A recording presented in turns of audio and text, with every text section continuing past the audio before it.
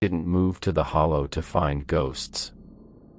We moved there to find silence. As a freelance sound editor, my life was a constant barrage of noise, layers of artificial footsteps, synthesized wind, and the digital hum of a workstation. When Sarah found the bungalow in rural Ohio, it seemed like a sanctuary. It was a 1940s kit home, perfectly preserved, sitting at the end of a gravel road that the map didn't quite seem to recognize. The first thing I noticed wasn't a sound, but the lack of one. The woods surrounding the house were dead. No birdsong, no cicadas, not even the rustle of wind through the oaks. It was a vacuum. I remember standing on the porch that first evening, the air thick with the scent of damp limestone and old pine. I clapped my hands once, expecting an echo. There was nothing. The sound didn't bounce, it was swallowed, as if the house itself had a mouth. Sarah felt it too. She called it the pressure. By the third day, our ears began to pop constantly, like we were descending a mountain that didn't exist. We spent the first week painting the walls, trying to cover the faded, floral wallpaper that smelled faintly of ozone and copper. That's when the lag started. It was subtle at first. I'd be in the kitchen and hear Sarah call my name from the back bedroom. I'd answer, "Coming, honey," and walk back there, only to find the room empty. A moment later, she'd walk in through the front door with groceries, having been outside for 20 minutes. When I told her I heard her voice, she laughed it off as the house settling. But I'm a soundman. I know the timbre of my wife's voice. And the voice I heard hadn't come from her throat, it had come from the vents. The second week, the audio anomalies transitioned from echoes to replays. One night, as we sat in the living room in total silence, we heard the distinct sound of a conversation we'd had 2 days prior. It was our exact voices, word for word, replaying near the fireplace. We heard the clinking of our dinner forks, the sound of the chair scraping against the floorboards, and our discussion about the utility bill. But there was a distortion to it. Our voices sounded wet. It was as if someone had recorded us and then played it back through a speaker submerged in a jar of thick fluid. "Elias, what is that?" Sarah whispered, her face turning a sickly shade of pale. I didn't have an answer. I grabbed my professional field recorder and aimed the shotgun mic at the corner. The levels on my screen spiked into the red, but the sound wasn't coming from a physical source. It was a vibration in the air itself. That night, I didn't sleep. I sat in my studio with headphones on, listening to the raw feed of the house. I heard things I shouldn't have. I heard the sound of heavy, rhythmic breathing that didn't belong to Sarah or me. It was slow, one breath every 30 seconds, and it sounded like air being pushed through a bellows made of old, dry leather. And then, I heard the clicking. Click, click, click, click. It was the sound of vacuum tubes warming up, began to map the house based on the strength of the signal. The pressure was strongest in the nursery, a room we hadn't used yet. I spent hours tapping on the walls until I found the hollow spot behind the built-in bookshelf. With a crowbar and a heavy heart, I pried the wood away. Behind it wasn't a crawlspace, but a transmitter room. The walls were lined with hand-wound copper coils, thousands of them, interlaced like a spider's web. In the center sat a desk covered in vacuum tubes the size of wine bottles, glowing with a dull, pulsating amber light. The previous owner, a man named Arthur Henderson, had been a radio engineer for the military during the Great Departure. His journals were scattered across the desk, the ink faded but the madness clear. He didn't believe in the afterlife as a spiritual plane. He believed it was a frequency, a low-cycle resonance that the human ear was designed to filter out. He had built the bungalow as a vessel of resonance. He wanted to tune the house to the frequency of the departed so he could talk to his wife again. But the journals stopped abruptly. The last entry was just one sentence, written over and over until the pen had torn through the paper. The broadcast is no longer receiving, it is transmitting. I realized then that the jars on the floor weren't just storage.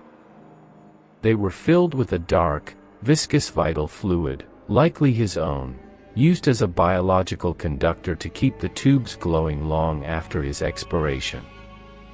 Henderson hadn't left the house. He had integrated himself into the circuitry.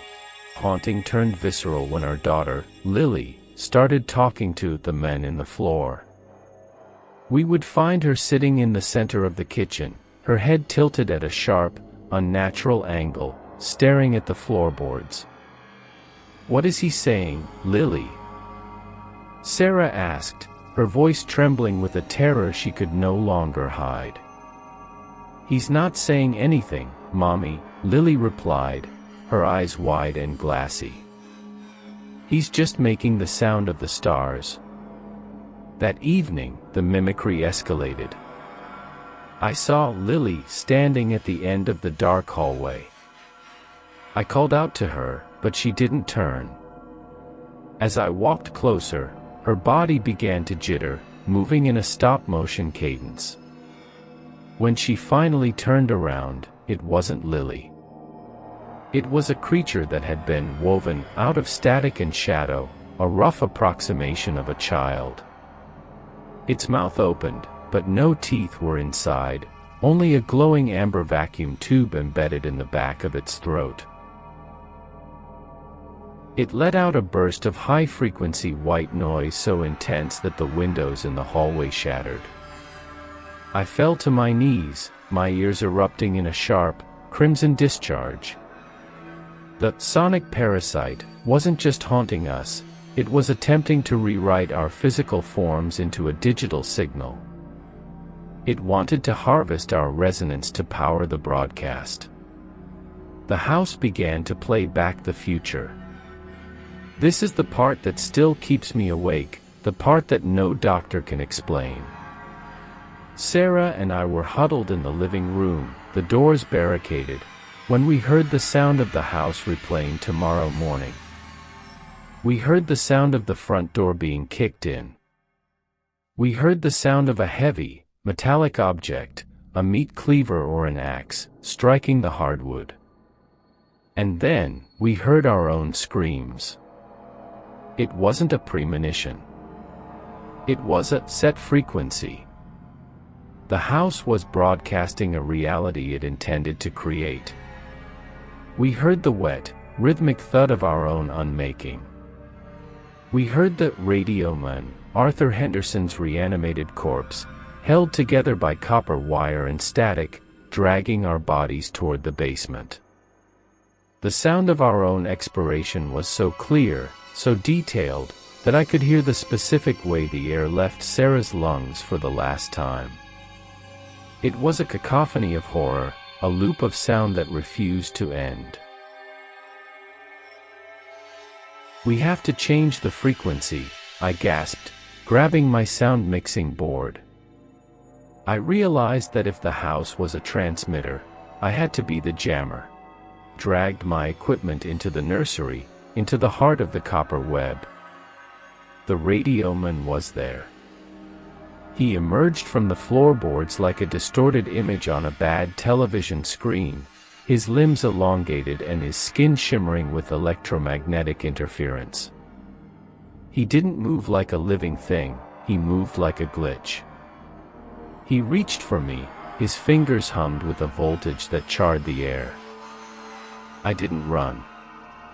I plugged my microphone into the output of his own transmitter and created a feedback loop. The sound was unbearable. It was a piercing, 20,000 hertz shriek that tore through the bungalow.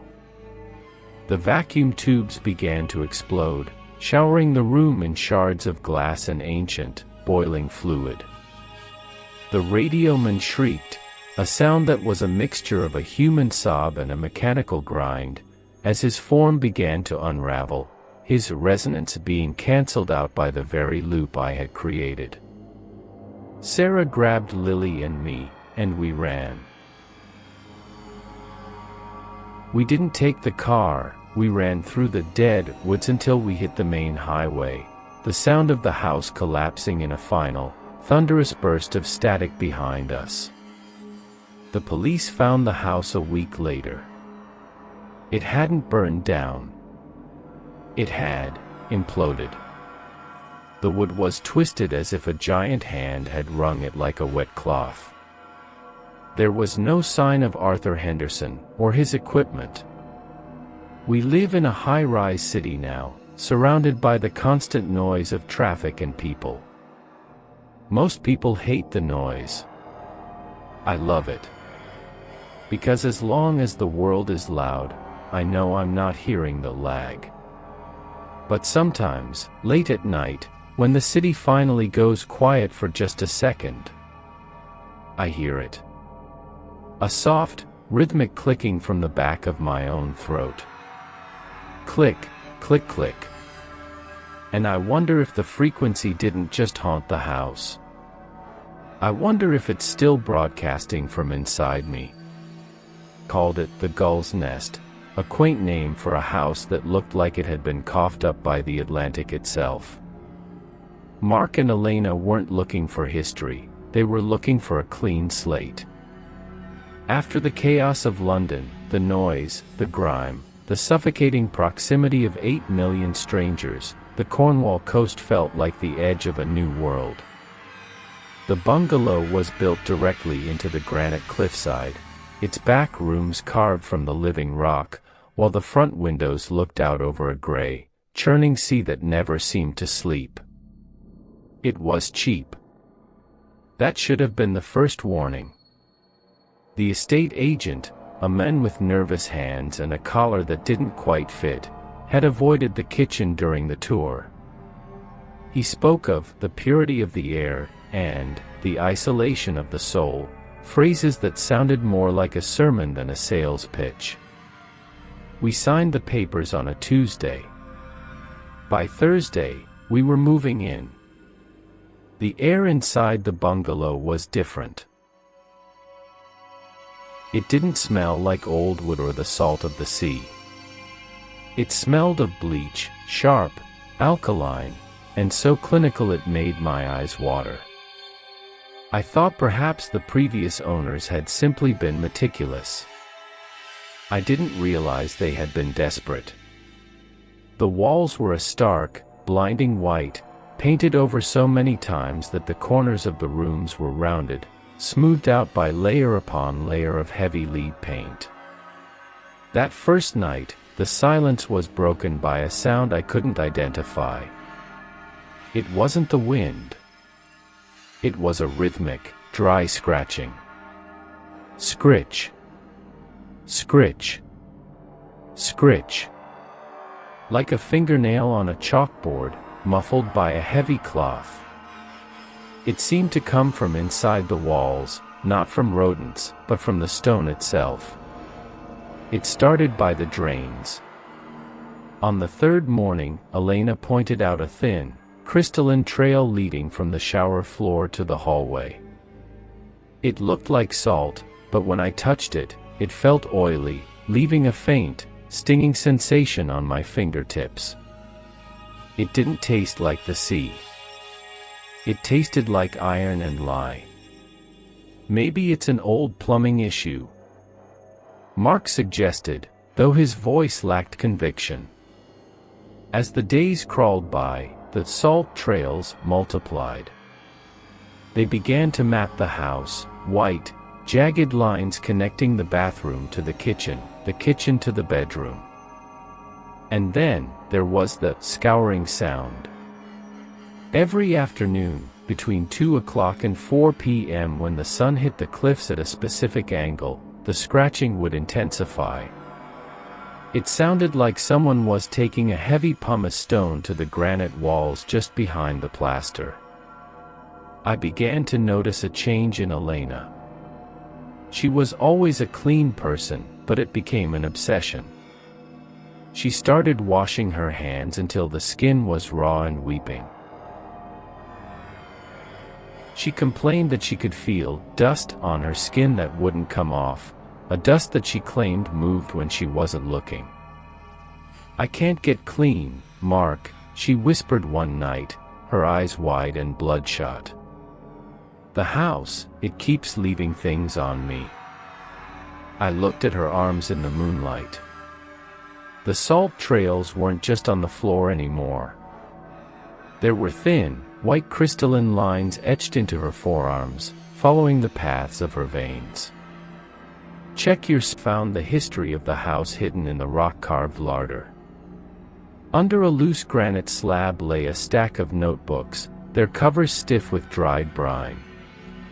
They belonged to a woman named Agnes, the daughter of a local preacher who had lived there in the late 19th century.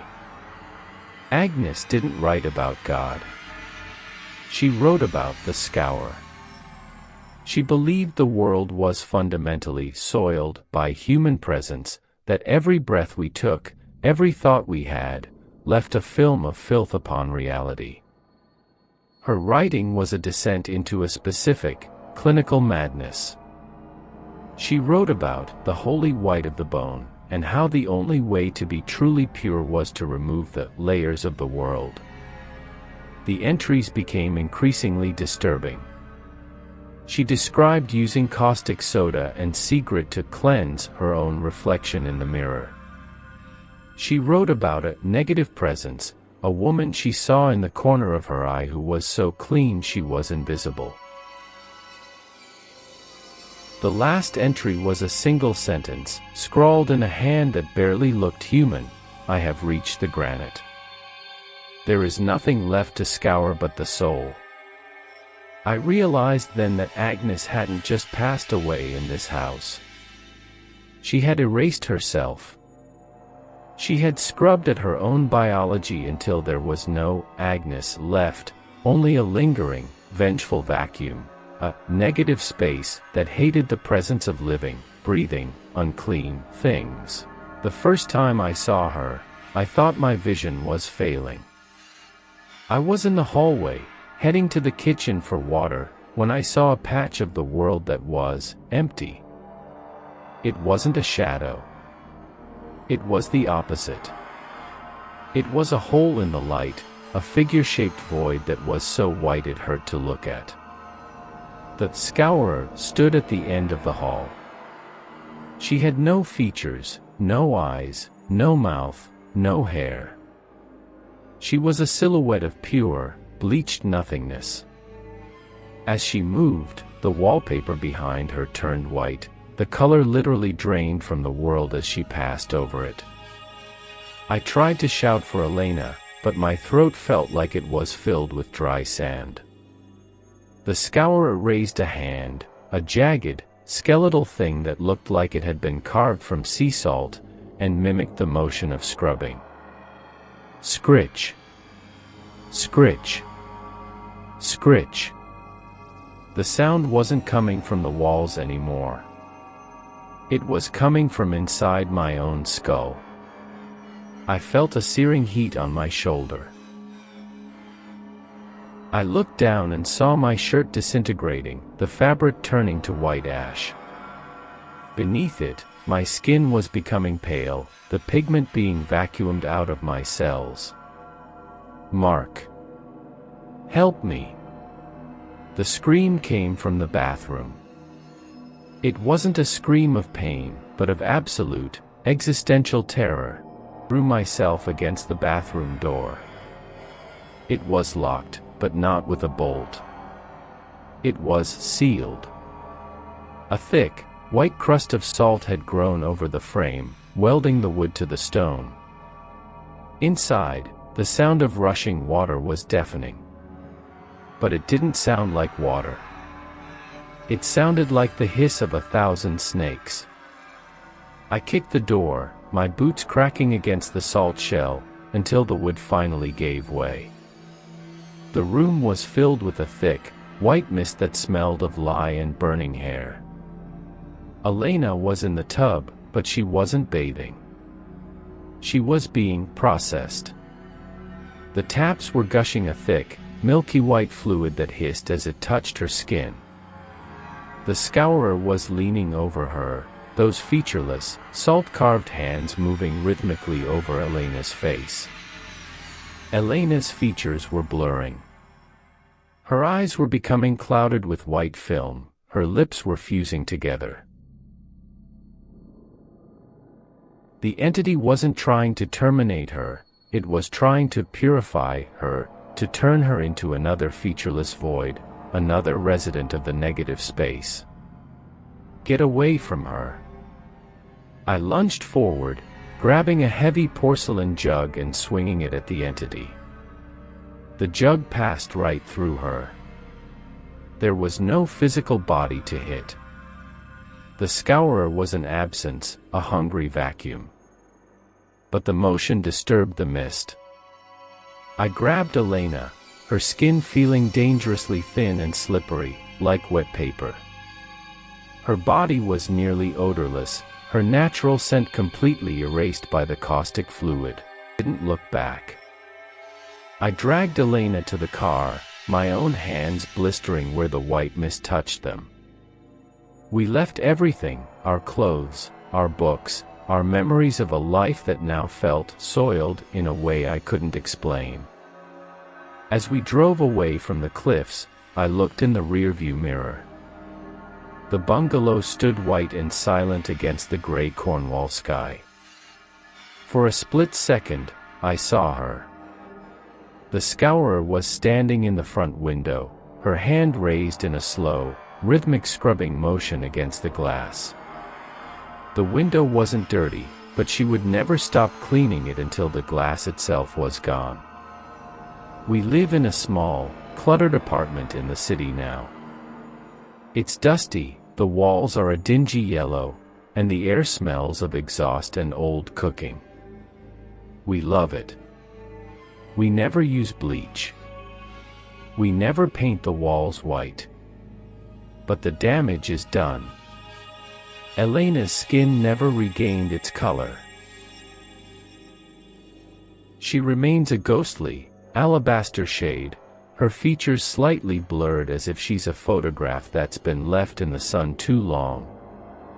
And sometimes, in the dead of night, when the city finally goes quiet, we hear it. Scritch. Scritch. Scritch. It's coming from the bathroom. We go in and find a single, thin trail of salt leading from the drain to our bedroom door. The Scourer didn't want the house. She wanted the purity. And she's still trying to find us, one grain of salt at a time, waiting for the day she can finally finish the job and erase us from the world forever. Inheritance didn't feel like a gift, it felt like a summons. When my great-uncle Silas passed, or rather, when he reached his final departure, he left us his pride and joy, the Amber Ridge Bungalow. Silas had been a world-renowned preservationist, a man who believed that the greatest tragedy of life was its tendency to change, rot, and wither. He spent his career stopping time in its tracks, turning the wild, chaotic energy of nature into silent, glassy-eyed monuments. The house was a masterpiece of modern architecture. Floor-to-ceiling glass walls that invited the Adirondack forest inside, cedar beams that smelled of ancient sap, and an open floor plan that left no corner for shadows. But as my wife Julie, our son Leo, and I stepped through the heavy oak door, the beauty felt stagnant. It was too still. And then there were the residents.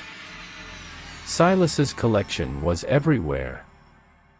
A majestic buck stood in the entryway, its antlers nearly touching the skylight. An owl was perched on a bookshelf, its head turned at an impossible angle. A black bear cub sat in the corner of the living room, its paw raised as if mid-wave. Their eyes, custom-made glass marbles, seemed to track our movements through the house. They weren't just decorations, they were the audience. "It's a bit much, isn't it?" Julie whispered, her voice echoing too loudly in the sterile space. "He was an artist, Jules," I said, though my skin was crawling. "We'll put them in storage tomorrow." But that night, I realized storage wouldn't be so easy. I woke up at 3 a.m. to get a glass of water. As I walked through the moonlit living room, I stopped. The black bear cub was no longer in the corner. It was standing by the hallway door. Its paw was no longer raised in a wave, it was pointing toward the basement stairs. The second week brought the stiffness. It started with David, the father. He woke up with his jaw feeling like it had been set in plaster. His joints didn't ache like a normal flu, they felt heavy, as if his marrow had been replaced with lead.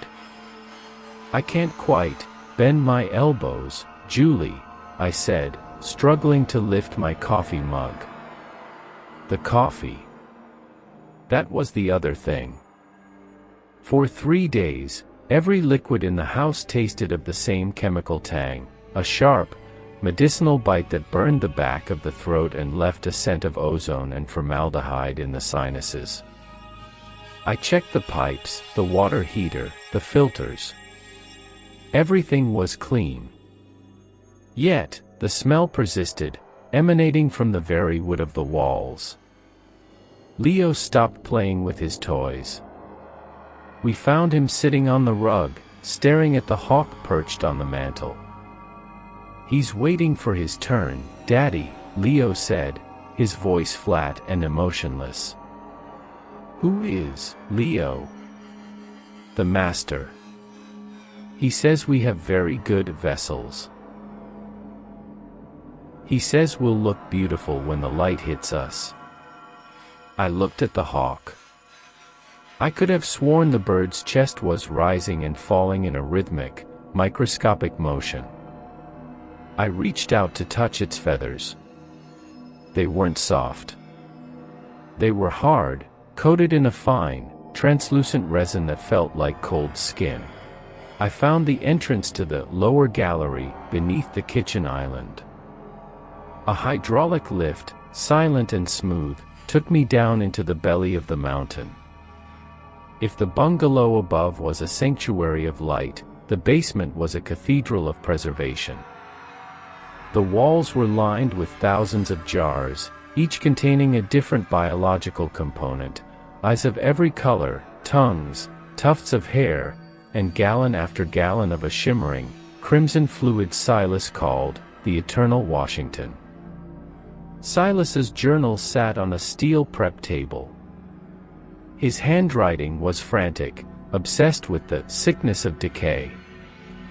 He wrote that humans were the ultimate failure of nature because we melted so quickly after cessation.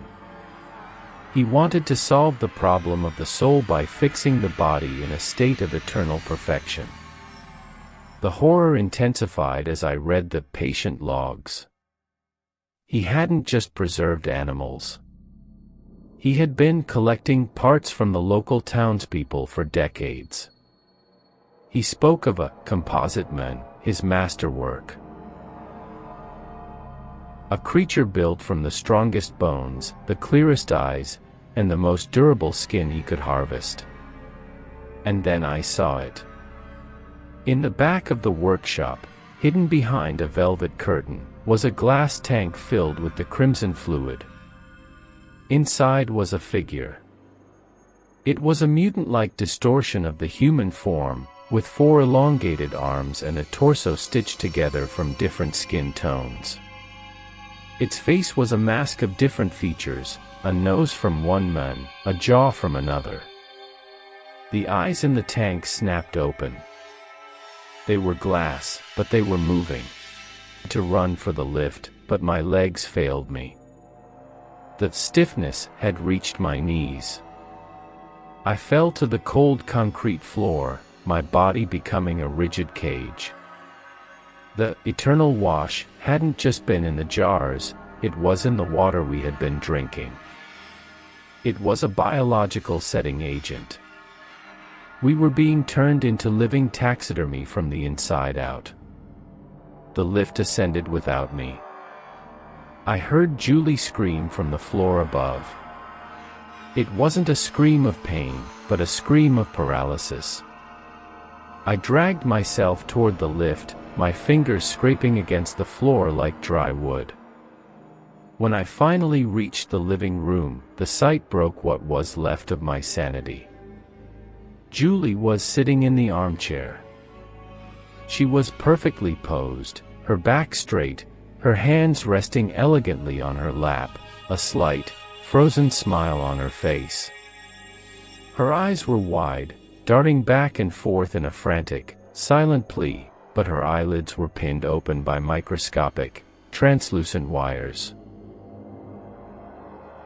Leo was on the rug, his body arched in a playful pose, his hand reaching for a ball he could no longer hold.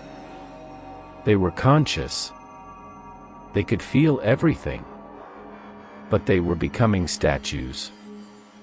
And scuttling across the cedar beams of the ceiling was the composite man. It moved with a dry, clicking sound, its glass eyes rattling in their sockets. It descended the wall like a massive, hairless insect, its forearms carrying a set of surgical needles and a spool of golden wire. The creature didn't want to unmake us, it wanted to improve us. It reached for Julie, its long, stitched fingers tracing the line of her neck. Such a waste, to let the skin sag, a voice hissed. It wasn't a voice from a throat, it was the sound of air being pushed through a perforated diaphragm. I found a surge of adrenaline, a final, visceral spark of biological rebellion. I grabbed a heavy glass vase from the table and shattered it. Using a jagged shard of glass, I sliced into my own thigh. The pain was blinding, but it broke the chemical stasis for a few precious seconds. I lunged at the creature. It was surprisingly light, its body was mostly hollow, filled with straw and preservation foam. As we struggled, I could feel the individual stitches of its skin popping, releasing a cloud of acrid, yellow dust that smelled of ancient rot. I managed to knock it into the floor-to-ceiling glass wall. The impact didn't kill it, but the glass shattered, and the freezing Adirondack wind roared into the room. The cold was our only ally. The eternal wash in our systems reacted to the temperature, becoming brittle and prone to cracking. I grabbed Julie and Leo, their bodies feeling like heavy, cold porcelain. Every movement I made caused a sound like dry branches snapping inside my own joints. I dragged them toward the car, the composite man shrieking behind us, a sound like a violin string being pulled until it breaks. We made it to the hospital in Albany. The doctors were baffled. They had never seen chemical petrification of human tissue. They had to use industrial solvents to flush our systems, a process that felt like fire running through our veins. We survived, but the preservation left its mark. My knees no longer bend fully. Julie's face remains partially masked in that slight, frozen smile, the nerves in her cheeks permanently damaged by the setting agent. Leo doesn't talk much. He just sits by the window, watching the birds, checking to see if their chests are moving. The Amber Ridge bungalow was burned to the ground by the local authorities after they discovered what was in the basement. But they never found the composite men. They found 4 arms made of stitched skin in the ashes, but the vessel itself was gone. Now, whenever I'm in a museum, or a hunting lodge, or even a craft store with glass marbles, I feel a coldness in my marrow. I look at the statues and the preserved animals, and I wonder, are they really gone? Or are they just waiting for the temperature to drop, for the master to come back with his needles and his wire, to finish the collection?